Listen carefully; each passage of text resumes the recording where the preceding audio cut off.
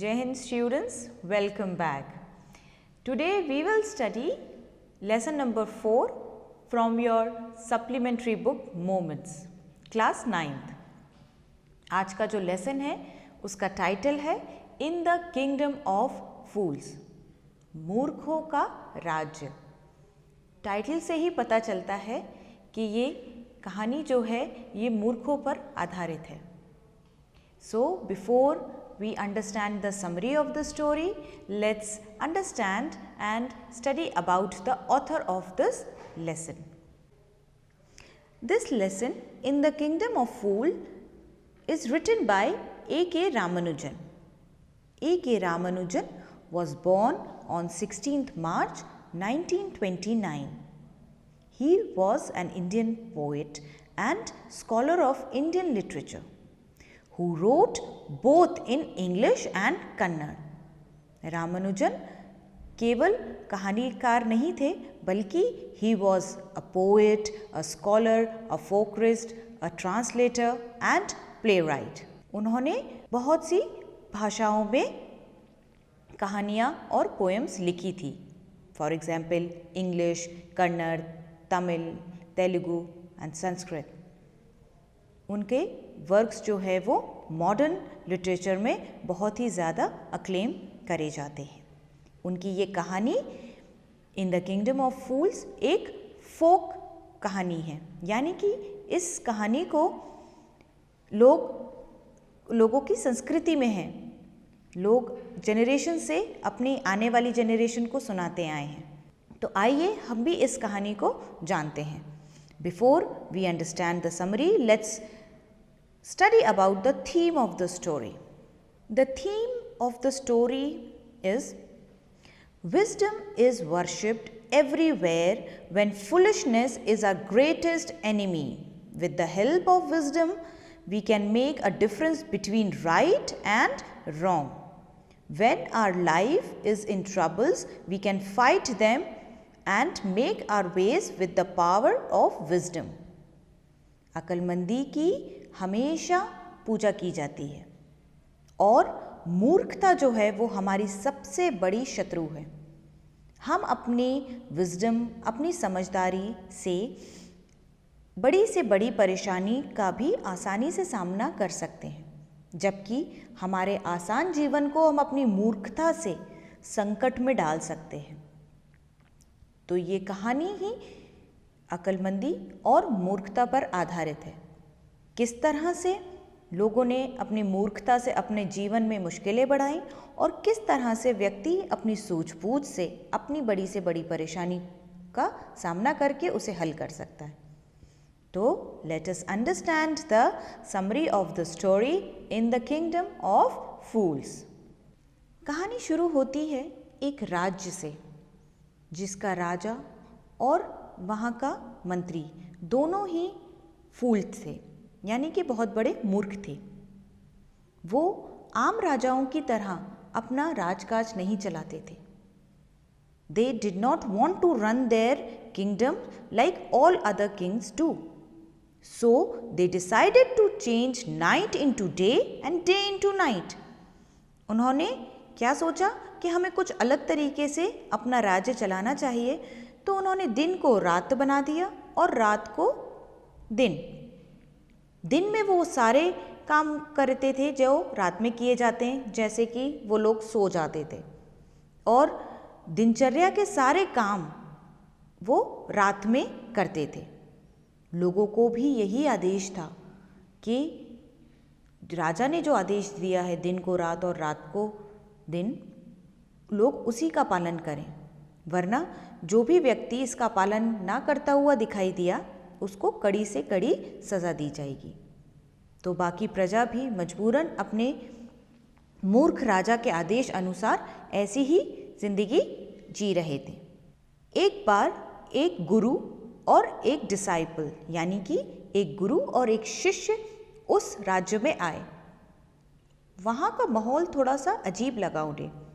शिष्य ने कहा गुरु से कि ये कैसा राज्य है, यहाँ तो कोई दिखाई नहीं दे रहा, क्योंकि वो लोग वहाँ दिन में आए थे। उस वक्त सभी लोग, यहाँ तक कि वहाँ के कैटल्स यानी एनिमल्स चूहे, बिल्लियाँ, सब लोग सो रहे थे। उन्हें ये सब देख के कुछ असामान्य लगा। They were hungry in the evening time. और जैसे ही शाम हुई उन्हें भूख लगी। उन्होंने देखा कि शाम होते होते जैसे जैसे दिन ढलता गया, लोग वहाँ उठ रहे थे और अपना आम जीवन व्यतीत कर रहे हैं। उन्हें ये देखकर भी अजीब लगा। रात में लोग अपना काम कर रहे थे, बच्चे खेल रहे थे, बाजार जा रहे थे लोग, सारी दुकानें खुल चुकी थीं, लोग खाना बना रहे थे। जैसे जिनकी जीवन व्यतीत करते हैं वैसे ही वहाँ रात को जीवन व्यतीत हो रहा था। कि देखकर उन्हें बहुत आश्चर्य हुआ। तभी शिष्य ने कहा, भूख लग रही है, ऐसा करते हैं कुछ खाने पीने का सामान लेकर आते हैं। शिष्य जब खाने पीने का सामान लेने गया तो उसने एक और अजीब चीज़ देखी। वहाँ सभी चीज़ें सिर्फ 1 रुपये में मिलती थीं। किसी भी चीज़ की वैल्यू उसकी क्वालिटी के अकॉर्डिंग नहीं थी, यानी सारी चीज़ों का मूल्य एक समान था। हर चीज़ उसे 1 रुपये में मिल रही थी। ये देखकर भी उसे बहुत आश्चर्य हुआ कि यहाँ चीज़ों के अंदर कोई मोल भाव नहीं है। कीमती चीज़ महंगी नहीं है और आम चीज़ सस्ती नहीं है। सभी का जो रेट है वो सेम है। वो 1 रुपये में बहुत सारा खाना लेकर आया और उन लोगों ने पेट भरकर खाना खाया। तभी गुरु ने कहा कि ये जगह जो है कुछ सही नहीं है। गुरु बहुत ही ज्ञानी था। उसने वहाँ के माहौल में कुछ अजीब चीज़ नोटिस की और उसने कहा कि ये जगह रहने योग्य नहीं दिखाई दे रही। तभी शिष्य ने कहा कि नहीं, उसे वो जगह बहुत पसंद आ रही है।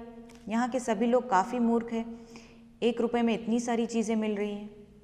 तभी गुरु ने जवाब दिया कि यहाँ के लोग मूर्ख हैं लेकिन भरोसेमंद नहीं हैं, वो कभी भी कुछ भी कर सकते हैं। ये जगह मुझे खतरे से खाली दिखाई नहीं देती और it's better that we should move from here. हमें यहाँ से चलना चाहिए। चेले ने जिद की कि वो वहीं रहना चाहता है। गुरु के समझाने के बाद भी गुरु वहाँ से अकेला चला गया और चेला जो था वो अपनी जिद पर अड़े रहने के वजह से वहीं रह गया और लालच में आके वहीं रुका रहा कि उसे 1 रुपये में भरपूर पर्याप्त भोजन मिल रहा है और यहाँ बेवकूफ़ों के बीच में वो आसानी से अपना जीवन व्यतीत कर लेगा। डेज गो ऑन और गुरु जो था वो चला गया और शिष्य वहीं रहने लगा और मज़े से अपनी ज़िंदगी जीने लगा। आफ्टर सम टाइम एक बर्गलर जो था वो एक बड़े मर्चेंट के घर में चोरी करने गया। उस चोरी के टाइम पर उसने वहाँ की जो एक वॉल थी उसमें छेद करके अंदर जाना चाहा, क्योंकि वो वॉल काफ़ी पुरानी थी, वीक भी थी। So it fall on that burglar और उसकी वहीं पर ही डेथ हो गई। मीनवाइल बर्गलर का जो भाई था वो आया और राजा के पास इंसाफ मांगने चला गया। उसने ये बताया कि मेरा बेचारा भाई इस बड़े मर्चेंट के घर में चोरी करने गया था और देखो इस मर्चेंट की दीवार की वजह से उसकी मौत हो गई। मेरा बेचारा भाई इस बर्गलर के घर इसकी दीवार के हाथों मारा गया। यही जो है अपराधी है और मुझे इंसाफ चाहिए, इसे सज़ा दीजिए। राजा को भी लगा कि इंसाफ देना चाहिए और उस मर्चेंट को बुलाकर उसने कहा कि तुम्हारी दीवार की वजह से, तुम्हारे घर में जो कमज़ोर दीवार थी उसकी वजह से इसका जो बेचारा भाई है वो मारा गया। अब इंसाफ यही कहता है कि तुम्हें इसकी सज़ा देनी चाहिए और तुम्हें भी फांसी पे चढ़ा देना चाहिए। उस मर्चेंट ने अपनी जान बचाते हुए अपना जो ब्लेम था वो किसी और पे लगाया।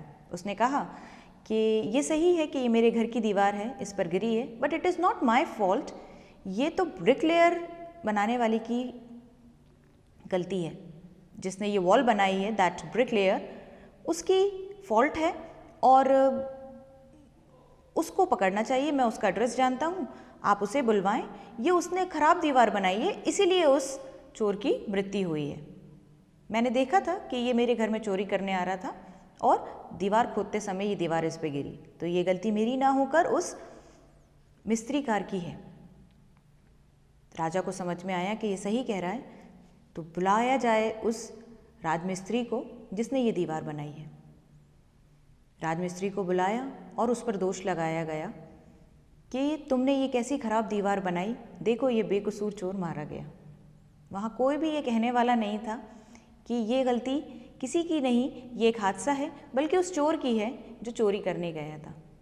राजमिस्त्री ने फिर अपनी जान बचाते हुए अपना ब्लेम उस नर्तकी पर लगा दिया और ये कहा कि महाराज, जब मैं ये दीवार बना रहा था तब एक नर्तकी अपने पैरों में घुंघरू वाली पायलें पहनकर बार बार वहाँ से निकलती थी।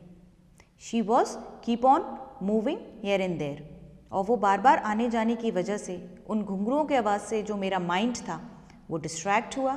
बार बार मेरी नज़र जो थी वो काम पे से हटकर उस आवाज़ पर जाती थी, इसीलिए ये दीवार जो है वो ख़राब बनी है।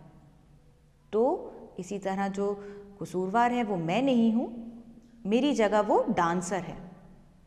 महाराज ने फौरन कहा कि ये बिल्कुल सही कह रहा है, उस डांसिंग गर्ल को बुलाया जाए, वही इस बेचारे चोर की मौत की जिम्मेदार है। उस डांसिंग गर्ल को बुलाया गया। काफ़ी साल बीत चुके थे, वो भी अब बूढ़ी लेडी हो चुकी थी।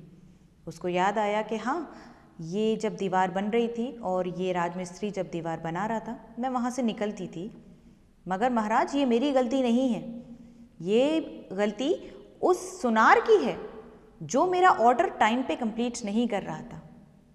उसने अपने प्रॉमिस के अकॉर्डिंग मेरी ज्वेलरी टाइम पे ना बनाई और रोज़ कल कहकर मुझे अपनी शॉप के चक्कर लगवाता था। तो इसी तरह मैं कसूरवार नहीं हूँ, ये सुनार जो है ये कसूरवार है। आप उसे बुलाएं और सज़ा दें, मेरी गलती नहीं है। राजा को समझ में आया कि ये सही कह रही है, इसकी गलती नहीं है। उस गोल्ड स्मिथ को बुलाया जाए। गोल्ड स्मिथ को राज सम्मन भेजा गया। गोल्ड स्मिथ भी राजा के दरबार में हाजिर हुआ। उसने अपनी गलती मानी कि हाँ महाराज, ये सच है कि मैंने इस लेडी का जो ऑर्डर था वो टाइम पे कंप्लीट नहीं करा, लेकिन ये भी मेरी गलती नहीं है कि मैंने उसका टाइम पे कंप्लीट नहीं करा। एक रिच मर्चेंट का ऑर्डर कंप्लीट करने में मैं इतना बिजी हो गया था और इस वजह से मैंने इस लेडी का जो ऑर्डर था वो टाइम पे कंप्लीट नहीं करा। तो ये गलती मेरी नहीं है, बल्कि उस रिच मर्चेंट की है जिसने मुझे वो बड़ा शादी वाला ऑर्डर दिया था। तो आप मुझे ना सज़ा देकर उस मर्चेंट को सज़ा दें जो मुझसे ज्वेलरी बनवा रहा था। राजा ने कहा हाँ ये तो ठीक है, उस रिच मर्चेंट को बुलाया जाए और उसको सज़ा दी जाएगी। फाइनली वो रिच मर्चेंट कोई और ना निकलकर वही आदमी था जिसके घर में चोरी हुई थी, वो वहीं मौजूद था। राजा ने आदेश जारी किया कि ये तुम ही जो हो वो असली कल्प्रिट हो, तुम्हारी ही वजह से इस आदमी की जान गई है, इसलिए तुम्हें ही फांसी की सज़ा होगी। मगर जो मर्चेंट था वो अब बूढ़ा हो चुका था और बहुत दुबला था। राजा को लगा कि इस दुबले पतले आदमी को सज़ा दे के इंसाफ नहीं होगा। इंसाफ तब होगा जब सूली पे किसी मोटे व्यक्ति को चढ़ाया जाएगा। राजा ने फौरन आदेश दिया, सिपाहियों जाकर किसी ऐसे हट्टे कट्टे मोटे व्यक्ति को लेकर आओ जो खा खा कर मोटा हो रहा है और उसे सज़ा देंगे, तब इंसाफ होगा। राजा के जो सिपाही थे वो ढूंढते हुए उसी चेले के पास चले गए जो लालच के अंदर आकर उस राज्य में रुका हुआ था और खाना खा खा कर वो इतने दिनों में काफ़ी मोटा हो चुका था। राजा के आदेश पे सिपाहियों ने उस शिष्य को राजा के सामने लाकर खड़ा कर दिया। राजा ने कहा वैसे तो तुम कसूरवार नहीं हो, लेकिन हमें एक मोटे ताज़े व्यक्ति को सज़ा देनी है ताकि इंसाफ हो, इसीलिए हम तुम्हें सूली पर चढ़ा देंगे ताकि इंसाफ हो सके। जो शिष्य था वो बहुत डर गया और आज उसे अचानक अपने गुरु की बहुत याद आई और उनकी बात भी याद आई कि ये जगह जो है वो खतरे से खाली नहीं है। वो परमात्मा से हाथ जोड़कर प्रार्थना करने लगा कि कहीं से उसके गुरु को पहुंचा दे और उसे यहाँ से बचा ले। परमात्मा ने उसकी सुन ली। वो अंतर्यामी गुरु वहाँ पर आ गए उसकी मदद के लिए और उन्होंने अपनी सूझबूझ से एक ऐसा षड्यंत्र रचा, एक ऐसा प्लान बनाया उस मूर्ख राजा के लिए और उसे ये बात बताई कि ये जो समय है इस समय जिसकी भी मृत्यु होगी, ये सबसे उचित समय है, जिसकी पहले मृत्यु होगी वो भविष्य का राजा बनेगा, और उसके बाद जिसकी मृत्यु होगी वो भविष्य में मंत्री बनेगा। ये बात सुनकर राजा और मंत्री दोनों कंफ्यूजन में आ गए। उन्होंने अपनी मूर्खता का पूरा सबूत देते हुए यही कल्पना की कि इस जन्म में तो हम पहले से ही राजा हैं, हमें अगले जन्म में राजा बनने का अवसर नहीं खोना चाहिए।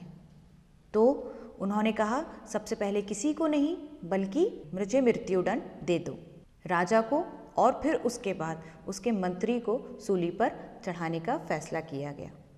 और इस तरह से समझदारी से, सूझबूझ से गुरु ने न सिर्फ अपने शिष्य की जान बचाई बल्कि उस पूरे राज्य को उन मूर्ख राजा और उन मूर्ख मंत्री से पीछा छुड़वाया।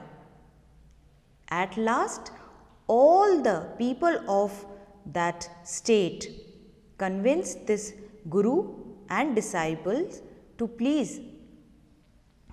उन्होंने लास्ट में जितने भी लोग थे उस राज्य के, सबने धन्यवाद किया उस गुरु को और उनके शिष्य को, और उनसे एक निवेदन किया कि वो हमारे आने वाले दिनों के राजा और मंत्री बन जाए और हमारा राज्य संभाले। और उन्होंने लोगों की ये जो रिक्वेस्ट थी इसे एक्सेप्ट किया, और वो वहाँ के नए राजा और नए मंत्री बन गए। उन्होंने वहाँ पर राजा बनते ही लोगों में सबसे पहला परिवर्तन करा कि दिन को दिन बनाया गया और रात को रात। दिन में लोग अपनी दिनचर्या की लाइफ जीते थे, सूरज उगने के साथ ही वो अपनी लाइफ शुरू करते थे, और सूरज ढलने के बाद जैसा हमेशा होता है लोग सोते थे, घर पर आराम करते थे।